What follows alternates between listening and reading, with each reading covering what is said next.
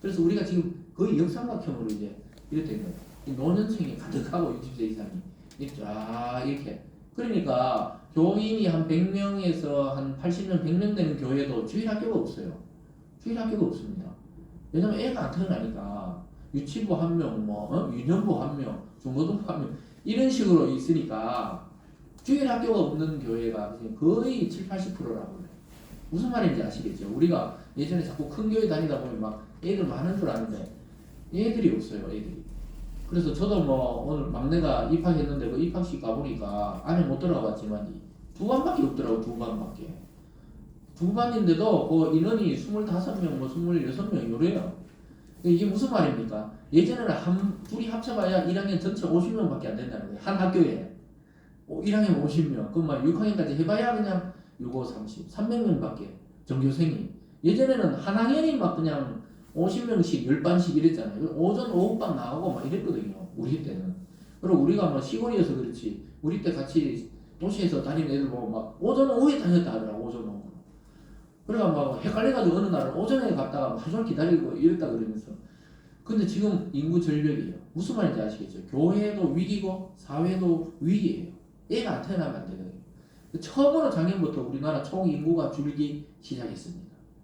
이게 2060년쯤에 될 거라고 우리가 2000년대 초반에 계획했을 때는 2060년쯤 되면은 한 25만 명, 26만 명 이렇게 태어날 줄 알았는데 40년 확 당겨져가지고 코로나까지 팍 오니까 결혼도 안 하고 애도 안 낳고 이런 게 더 증가하니까 작년부터 줄었습니다. 참 이게 하나님 축복은 아니죠. 성경적으로 보면 자꾸 후대들이 잘 살고 젊은이들이 직장과 집을 구하는데 쉽고 이래야 그것만 가지고는 아니겠지만은 그래도 그렇게 되어야 이 결혼도 하고 이러는데 연애도 안 되고 집도 못 가고 이러니까 결혼해도 애를 잘 안 낳는 거예요. 한 명 놓거나 두 명 놓거나 그 사실은 3명 낳아야 인구 증가하는 거잖아요. 둘이 만나서 하나 놓으면 이게 마이너스잖아요. 둘이 만나서 부부가 2명은 낳아야 되는데 이 이야기를 제가 제 예전에 있을 때 우리 담임 목사님이 제가 부목사 때 계속 이야기하더라고. 애가 한 명이니까 둘이 만나면은 둘은 낳아야 되잖아요. 계속. 그리고 이 교회도 전략적으로 청년들이 많이 올 수 있도록 기도해서 또 가정을 이루고 많이 나올 수 있도록 사회 시스템도 만들어야 되지만 일단 마음에 이 영적으로 이 여유가 있어야 애를 놓고 그러거든요. 실제 심각합니다. 저도 이제 기성세대가 되니까 옛날 어른들이 왜 걱정하는지를 알겠어요. 저는 이제 기성세대입니다. 우리 큰딸 이야기로는 이제 반백살이네요. 그렇게 이야기하는데 저도 기생세대예요. 그러다 보니까 이제 걱정이 되는 거예요. 그러니까 하나 저도 뭐 더 넣을 걸 막 이런 생각도 사실 들더라고요. 그 정도로. 근데 요셉에게 축복하는 게 뭡니까? 막 태에 복을 주고 막 또 출산에 복을 준다는 거예요. 참 저는 우리 교회와 또 우리 영상을 보고 있는 혹시 청년들과 또 우리 젊은이들에게 정말 이런 복이 있기를 주님의 이름으로 축원합니다. 그래야 이게 막 교회도 자꾸 새로 태어나고 애들도 자꾸 새로 태어나야 되지. 지금 우리 대학교가 벌써 제가 대구에 내려오고 되고 있는 대학교가 3개인가 2개 없어졌거든요. 원래도 아마 위기일 거예요. 또 입학생이 이제 경쟁률이 확 떨어졌어요. 누구나 마음 한 먹으면 대학을 들어가요. 왜 그래요? 대학교는 많이 늘어나는데 입학할 이 학생이 없다는 거예요. 그러니까 심각합니다. 우리가 늘 기도해야 되는 제목 중에 하나죠. 최소한 그 국내 내수가 되려면 우리나라 인구도 한 1억은 돼야 된다고 그러더라고요. 1억 명. 근데 우리나라 지금 한 5천만 명, 6천만 명이 안 된다 하더라고요. 사실 남북 합치면은 뭐 1억 있는도 되고 내수가 좀 돌아가는데 우리는 거의 수출이 막히면은 거의 경제가 폭망하는 거예요. 그래서 이게 참 기도해야 되는데 여기 보니까 이런 축복을 지금 주고 있는 거예요. 그래서 우리가 막 자녀들에게 축복을 해야 돼요. 막 하늘의 복과 땅의 복과 출산의 복과 이런 복을 달라고 자꾸 이렇게 자녀들을 축복하시기 바랍니다. 그래서 앞서 유다에게는 지도자적인 복을 줬고 실제로 이제 이 땅과 또 영적인 복은 요셉에게로 상속됩니다. 그거 보면 하나님이 기가 막히게 이 이스라엘 백성 이 12족속을 사용하는 것을 보게 되죠. 사랑하는 여러분, 우리는 매일매일 반복되는 것처럼 지금 일상을 살아가기 때문에 때로는 우리가 하나님께로 받은 이 영원한 축복을 잊어버릴 때가 있거든요. 그래서 우리도 막 이 땅의 것을 자꾸 추구하려고 하는데 사실은 요셉처럼 하늘의 복과 땅의 복을 이미 받은 게 엄청납니다. 그래서 이번 한 주는 그걸 좀 행하려 보면서 하나님이 내게 주신 복이 뭔지를 깨닫게 되기를 주님의 이름으로 축원합니다. 오늘 마지막에 보면요, 이제 야곱이 죽기 직전에, 눈을 감기 직전에 이 했던 축복의 의미를 설명하고 있습니다. 그 축복의 의미는 뭐냐? 자족하라는 거예요. 자족. 각자 분량대로 축복해줬다 이렇게 말합니다. 그러니까 이 분량대로 해야 되지, 분량도 안 되는 사람이 막 그 직책을 맡으면 그게 오히려 짐이 되듯이 분량대로 자족할 수 있도록 축복해줬다 이렇게 말합니다.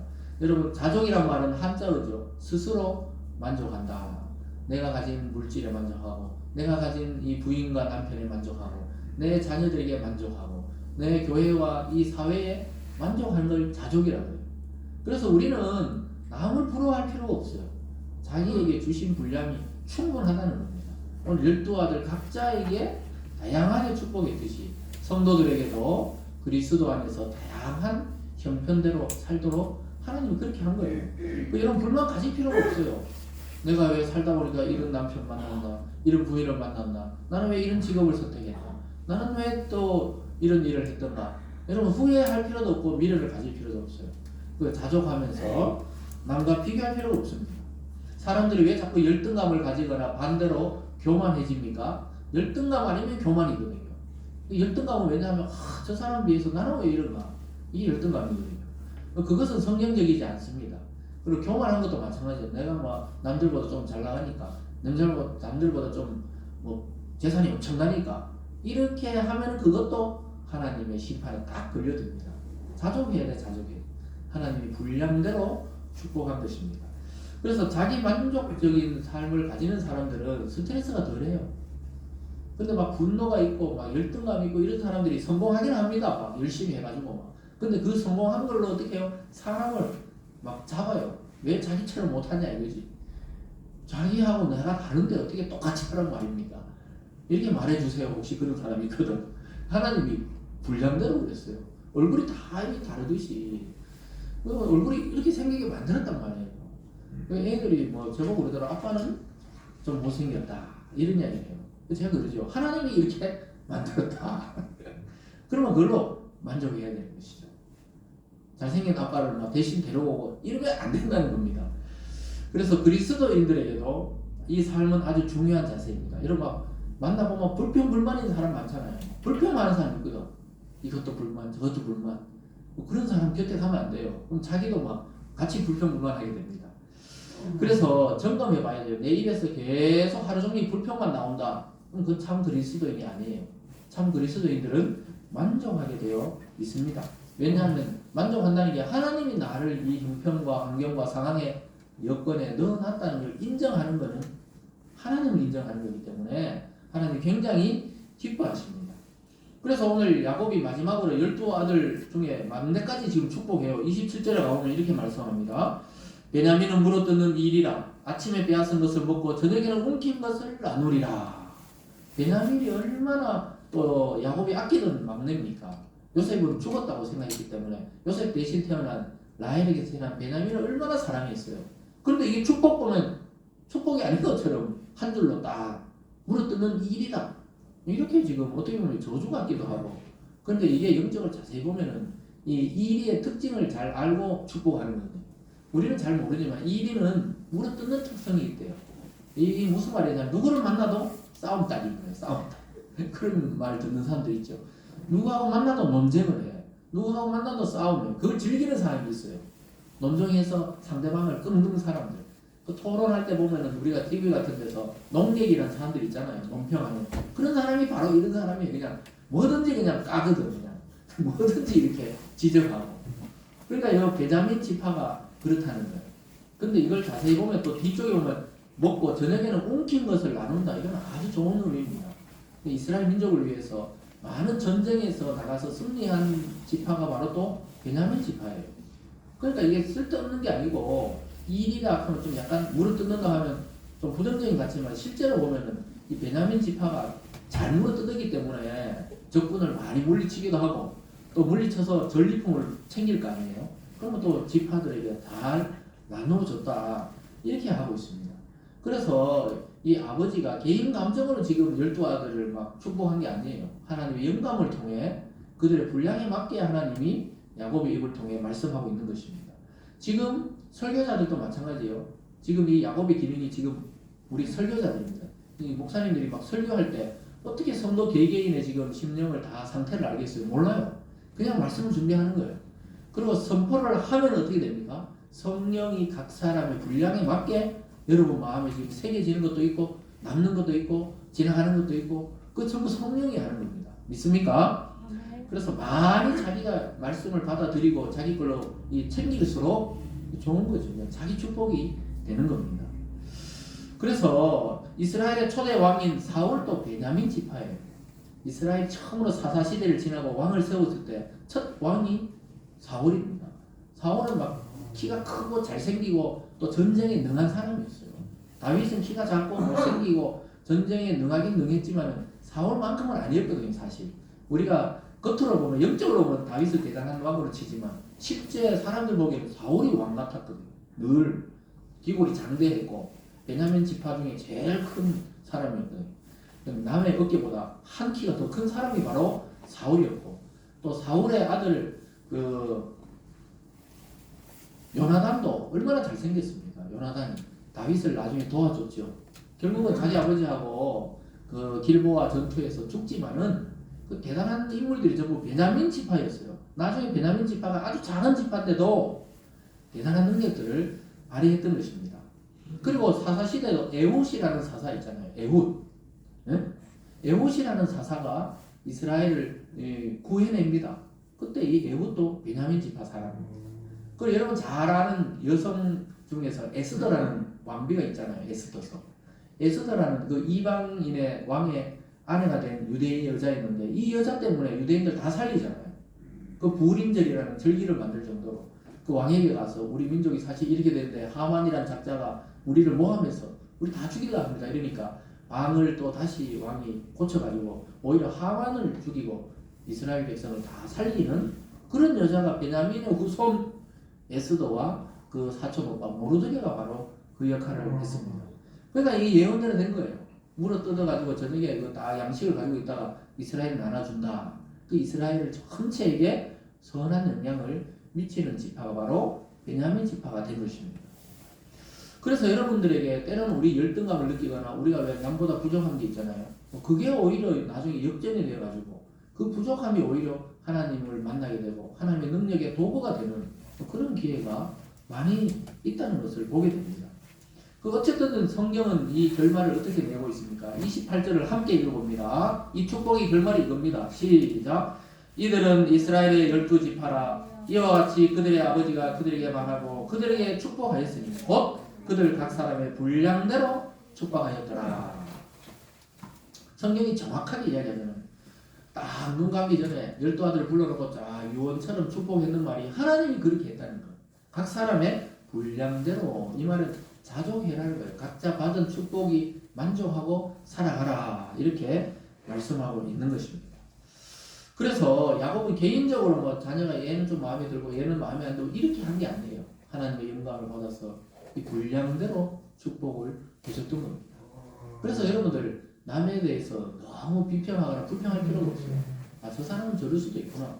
이 사람은 이럴 수도 있구나. 이렇게 여기시면 돼요. 우리 괜히 TV에서 말하는 그 자기들이 색깔을 입혀가 아마 정치인들끼리 서로 싸우는데 이 사람은 1번은 이런 게 좋고 2번은 또 이렇게 좋고 3번은 이래서 좋고 뭐 이렇게 생각을 해야 되지.